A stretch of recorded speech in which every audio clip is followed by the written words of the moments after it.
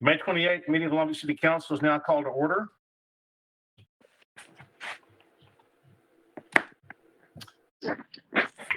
Tonight's meeting was held via teleconference. We thank you for your understanding.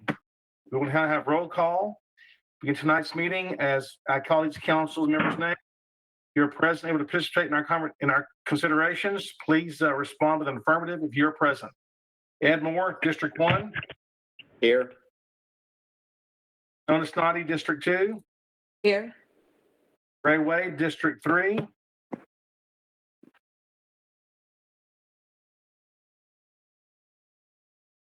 Mr. Wade, would you unmute your mic? Are you here, Mr. Wade?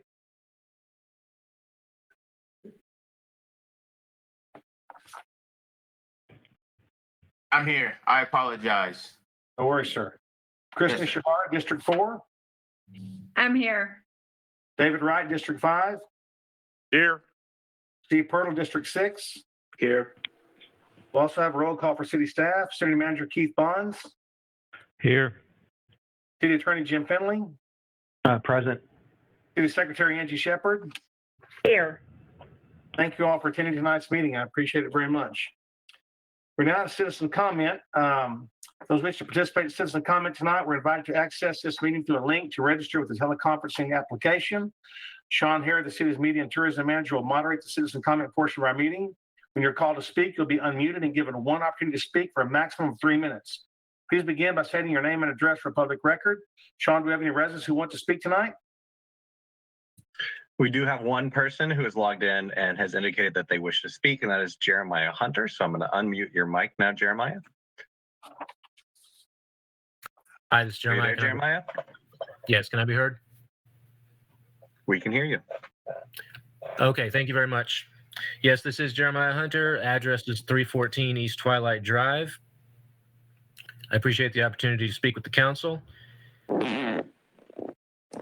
I first wanted to say that I appreciate the council last meeting unanimously rejecting the proposal that was brought up that would have provided authorization for a future tax raise. I'm glad that the council in this instance seemed to have listened to their constituents. I understand a lot of people called in about that. And so I thank the council for listening to your constituents and for voting it down. Having said that, I still have to say, though, it's pretty outrageous that the proposal was even brought up for a vote.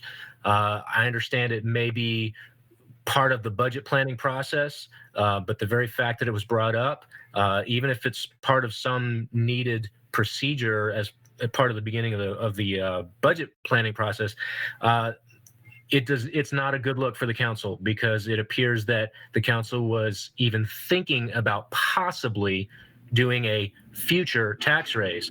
And just then the fact that multiple members of council and the mayor indicated that they had no desire to raise taxes. Well, my question then is, if you had no desire or intention to raise taxes, why did you even consider a proposal that would have given you that possible authority? So I just would wish the council to think through things in those fashion. In these days, with the harsh economic times that we're going to be in for the foreseeable future, the council does not need to be even appearing to be thinking about trying to get more money out of the citizens. I mean, frankly, the city is not entitled to any taxpayer money. It needs to be for basic services only, and it's obvious that the city's budget has grown far beyond what it needs, and the city really needs to be thinking about cutting tremendously. I would say at least a 10% across the board cut in the entire city's budget, because anything less is really, that just shows a complete insensitivity to the times that we're going to be going through for at least the next 2 to 3 years. And so the council's budget needs to reflect that. I guess that's about all I had to say, and I appreciate the time. I think there's speakers, Mr. Hara. There's one other person who is logged on. I'm not sure if they were planning to speak, but it doesn't look like they have raised their hand. If they do, I can come back to you, but it looks like they are not planning to, so I believe go ahead and move forward. Okay, I'm going to take this opportunity. I'm not addressing Mr. Hunter at any point, any stretch of imagination. I'm going to address the citizens of Longview right here. You all need to understand the reason we bring things before the council is to be able to discuss them so we can vote on them. We don't do things without bringing it for the council and voting. That's the reason we do those things. This is not a non-transparent city government where we just make decisions behind closed doors and throw them upon the citizens. We bring them forward so we can discuss them, have dialogue with our citizens, our constituents, and we make an educated decision. Otherwise, you'd say we were not being transparent. So y'all need to get this straight on how you think we should or should not conduct business. If we didn't have to discuss things in open meeting, why would I even need to have a council meeting? I just make all the decisions myself and move forward. That's insane. So we do this because this is how government works. You bring things forward, you discuss them, you come up with a rational decision, and you vote on them and you move forward, which is exactly what we did, which is the process by which government should function. I just want to make that very clear to the citizens of our community. This is not something we're trying to hide or push under a rug. This is transparent, open government, which is what we're supposed to do. So hope that makes that a little bit clearer as we move forward. We will now move to consent agenda. All items on consent agenda will be considered together unless there's an item council members wish to pull off for separate discussion. If so, please indicate at this time. Item C. Item C, is that you, Mr. Arnold? Yes, sir. Okay, any other items like to pull off for separate discussion? Would you like to discuss item C, Mr. Purtle, before we move forward? Yes, I had a question on the library from this. Is this the same issue that we were having at the library when the chiller or the heater went out on it? Is this the same problem we're having here at City Hall?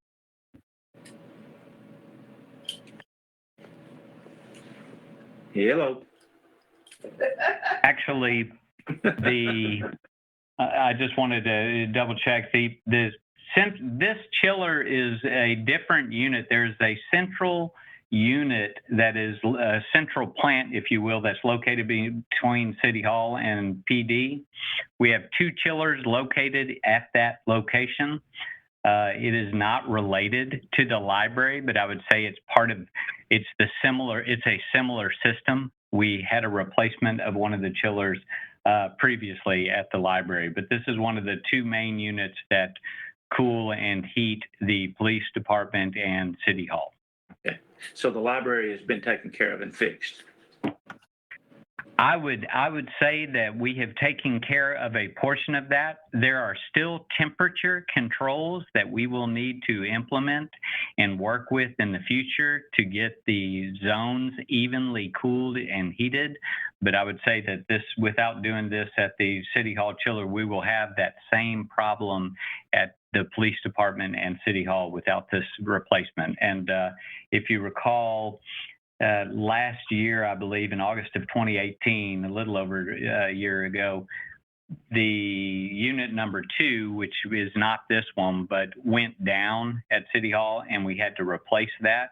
This was a scheduled replacement of the unit number 1 based upon its life. Okay. All right. Thank you.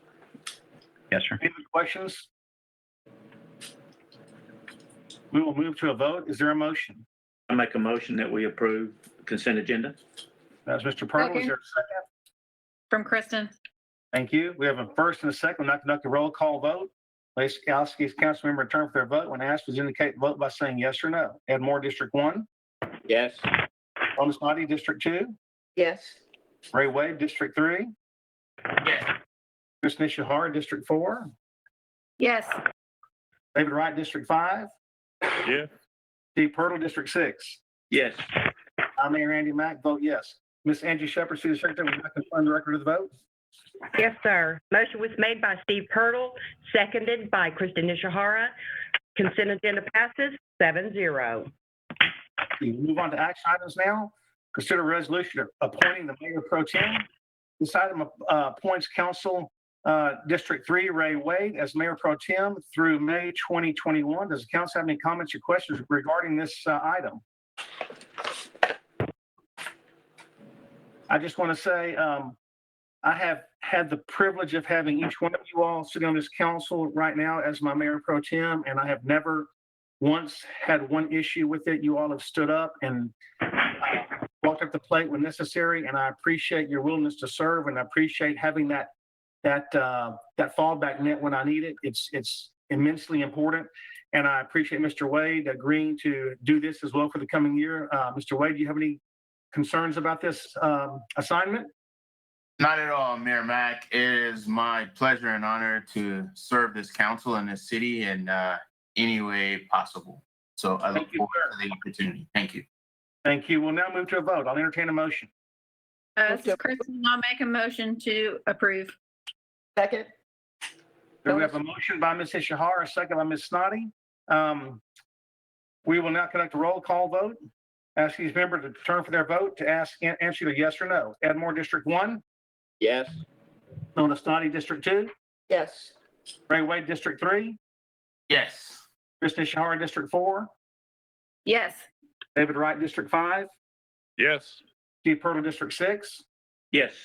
Mayor Andy Mack, vote yes. Ms. Secretary, would you please confirm the record of the vote? Yes, sir. Motion was made by Kristen Ishihara, seconded by Nona Stadi.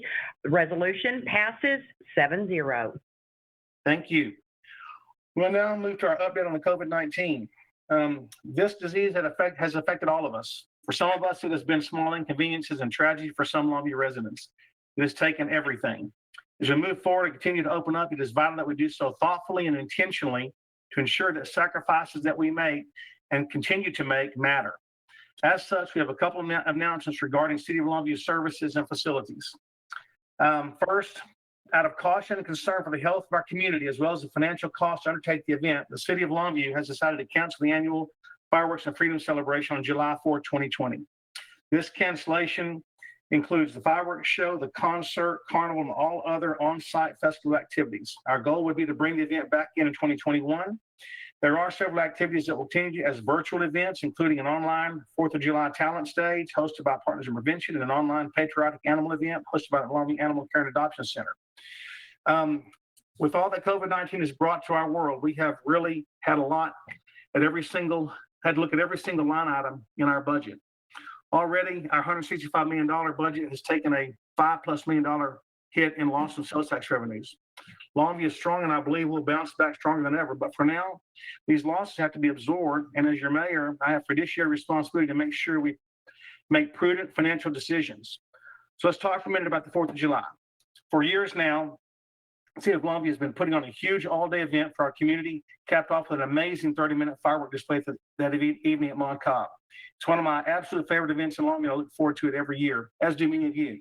However, though, we have been taking a hard look at the cost for this event for our city, and estimates are showing a cost of being upwards of $19,000+, and I feel personally this is not something we can justify in our budget at this time. Now is a time especially that even though we cannot come together physically, we need to come together in spirit to support one another and support our city. At a time when the city is trying to retain jobs, basic services such as road maintenance, public safety, and public works, hosting an event, however patriotic and wonderful for entertainment, does not seem responsible to me. I know many of you, including myself, are disappointed in the cancellation of this event. Many members of our city staff have been working since last year's event to plan for this one, and I'm very thankful for their efforts. However, it just means that, Lord willing, we'll come back bigger and better than ever next year. Now is definitely a time for us to stand together on behalf of our country, our state, our county, and our city.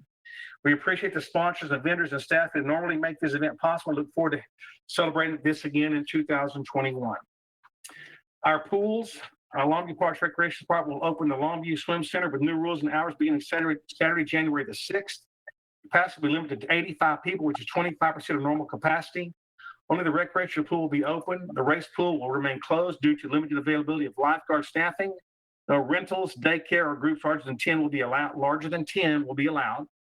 Operating hours have been adjusted to include 2-hour sessions with cleaning occurring between sessions. At the end of each open session, customers will be required to leave the facility, and separate admission will be required for re-entry. Ingram Pool, the city's other outdoor pool, remain closed for the 2020 summer season due to the lack of available lifeguards. The reopen date for the city's various splash pads is still to be determined. Parks Department will continue to look at what they can open and how to do so safely. In closing, don't forget you can find all the news about coronavirus in Longview at longviewcity.gov/coronavirus. Most city offices are open again, but please use good hygiene habits when visiting the public facility, and if possible, conduct your business by phone or online by visiting longviewtexas.gov/online. A quick update on our COVID numbers. Today, we had another positive in our count today, which brings our total positives in the city of Longview to 177 today. We have 43 recoveries and we have 6 deaths. We had 38 positive results yesterday from the jail that came in the day before. Only 18 of those are citizens of Longview that are counted in our positives, but still we've had 177 positives to date and 43 recoveries. Now, understand, citizens of Longview, the positives are easy to track because we have a test that comes back to us. The recoveries are much more difficult. Not every recovery is going to be tracked, so I'm sure there are people that are out there that have tested positive, that have recovered, that have not returned for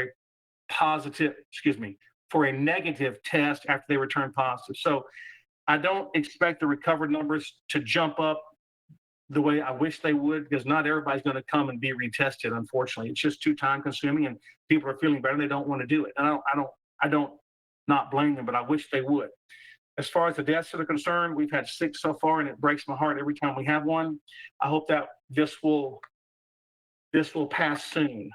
This is a strain on everyone involved, economically, socially, personally, financially. It hits every one of us in every aspect of our lives. Our lives have changed since this coronavirus has invaded our country. But I hope we'll stay together. We'll be positive. We'll continue to practice good, safe hygiene measures. Stay in when you can. Avoid gatherings when you don't have to. Wear a mask if you want to or you can, because it surely can't hurt. I can't say for facts that it helps, but I surely can say a fact it does not hurt. So hope you'll do what's good for yourself and what's good for your family and what's good for your neighbor and for those that you don't even know. So I hope you all be safe. Look forward to our next meeting. I thank you for your attendance and thank you for Longview for hanging in there with us. God bless us all. We're now adjourned.